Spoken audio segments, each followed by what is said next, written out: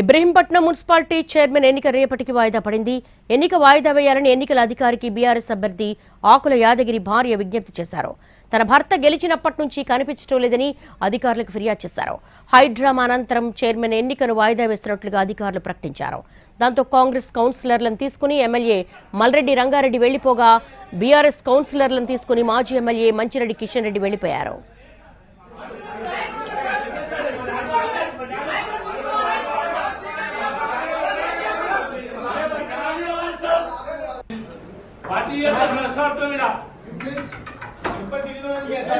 Ibrahimpatnam chairman పదవి ఇవ్వాల్సి వస్తుందనే తన తండ్రిని కిడ్నాప్ చేశారంటున్నారు యాదగిరి కుమారుడు.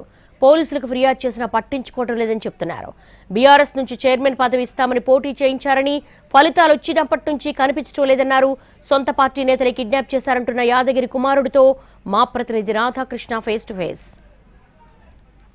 ఇబ్రహీంపట్నం మున్సిపల్ చైర్మన్ ఎన్నిక తీవ్ర వివాదంగా మారింది. ఇప్పటికే ఆందోళన నేపథ్యంలో రేపటికైతే వాయిదా వేయడం జరిగింది. ఇందుకు ప్రధాన కారణం కౌన్సిలర్ గా 19వ వార్డు నుంచి కౌన్సిలర్ గా గెలిచిన ఆకుల యాదగిరి కనిపించకుండా పోవడం. దాదాపు 3 రోజులు గడుస్తుంది, ఆయన ఎక్కడ ఉన్నాడు అనేది కూడా ఎవరికి తెలియని పరిస్థితి. ఈ నేపథ్యంలోనే ఈ 2 పార్టీలకు సంబంధించిన కౌన్సిలర్లు అనుచరుల గొడవతోటి రేపటికైతే వాయిదా వేశారు. ఆకుల యాదగిరి కొడుకు ప్రస్తుతం మనతో పడుతున్నారు. ఏంటంటే అసలు మీ ఫాదర్ కనిపించకుండా పోవడానికి కారణాలు ఏంటి, ఏమైనా తెలిసిందా ఇప్పటి వరకు? మా ఫాదర్ ని ఎలక్షన్ కౌంటింగ్ నుంచి తీసుకొని వెళ్ళారు. ఇప్పటిదాకా ఎక్కడ చెప్తలేరు, ఫోన్ స్విచ్ ఆఫ్ ఉంది. ఇప్పటికే కౌన్సిలింగ్ కూడా తీసుకురాలి. బీఆర్ఎస్ వాళ్ళు ఒక వ్యక్తికి అమ్ముడు పోయి 10 కోట్లకు అమ్ముడు పోయి మా డాడీని రాకుండా చేస్తారు. మా డాడీ వచ్చిన దాకా ఎలక్షన్ కావద్దని కోరుకుంటున్నాను. ఎందుకండి మీ ఫాదర్ ఎందుకు తీసుకొని వెళ్ళారనుకుంటున్నారు? కిడ్నాప్ ఎందుకు చేశారు? మా డాడీ వస్తే కౌన్సిలర్స్ అందరూ మా డాడీ సపోర్ట్ ఇస్తారని చెప్పి భయపడి మా డాడీని రాని కూడా చేశారు. అంటే ఇప్పుడు మీ ఫాదర్ బీఆర్ఎస్ నుండి గెలిచారు అంటే మళ్ళీ ఏమైనా కాంగ్రెస్ కి వెళ్ళడానికి ప్రయత్నం చేస్తున్నారా, లేకపోతే ఏంటి అసలు కారణం ఏంటి? మా డాడీ కాంగ్రెస్ కి వెళ్తలేడు, బీఆర్ఎస్ లో ఉందాం అనుకోండు. కానీ బీఆర్ఎస్ లో అన్యాయంగా మా డాడీని మోసం చేసిరు. అందుకని మేము మా డాడీ కావాలని కోరుకుంటాం. ఎందుకు మీ ఫాదర్ ఒక్కరిని చేయాల్సి వచ్చింది ఈ విధంగా? మా ఒకరు అంటే మా డాడీ 40 years నుంచి రాజకీయాలు ఉండు. మా డాడీ ప్రజా అభిమానం చాలా ఉంది. కౌన్సిలర్ అందరూ కలిసి మా డాడీ అనుకుంటారు భయంతో మంచిరెడ్డి కిషన్ రెడ్డి బంటి మా డాడీ రాకుండా ఒక రెడ్డి వ్యక్తికి 10 కోట్లు అమ్ముడు పోయి వచ్చిన 5 సంవత్సరాలకే రెండు చైర్మన్ ఇస్తారు. ఇప్పుడు ఒక చైర్మన్ ఇస్తారు. మా డాడీ అందుకే రాని కూడా వేసారు. ఏదో మద్దతు ఇస్తారు, మా డాడీ ఏదో చైర్మన్ అవుతారు అని చెప్పి మా డాడీ రాకపోతే కౌన్సిల్ వ్యక్తిని చేయొచ్చు అని చెప్పి చేసిరు.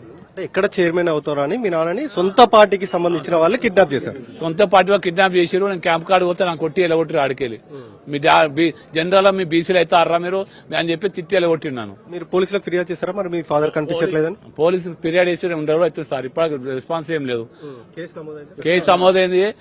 ఇప్పుడు చెప్పమంటే చెప్తారు, గంట అని చెప్తారు. ఇక్కడ ఉండదు తెలియదు ఇప్పటిదాకా మాకు.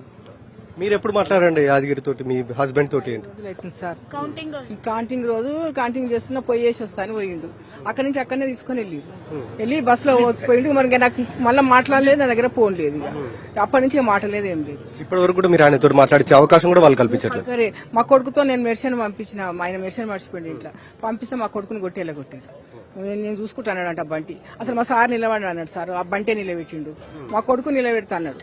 లేదు నువ్వు ఈసారి అయితే అయిపోతుంది, నువ్వు చైర్మన్ ఏజ్ అయిపోతుంది, 70 ఏళ్ళు సార్ మా సారు వద్దు అని ఆయననే నిలబెట్టి మస్తు కష్టపడి మేము గెలిచిన సార్. ₹1 కోటి పెట్టి గెలిచిన. ఒకనాడని ఆయన బండి రాలే, ఆయన రాలే. మాకు సేవ చేస్తాను, మేము సేవ చేసి గెలుచుకున్నాం.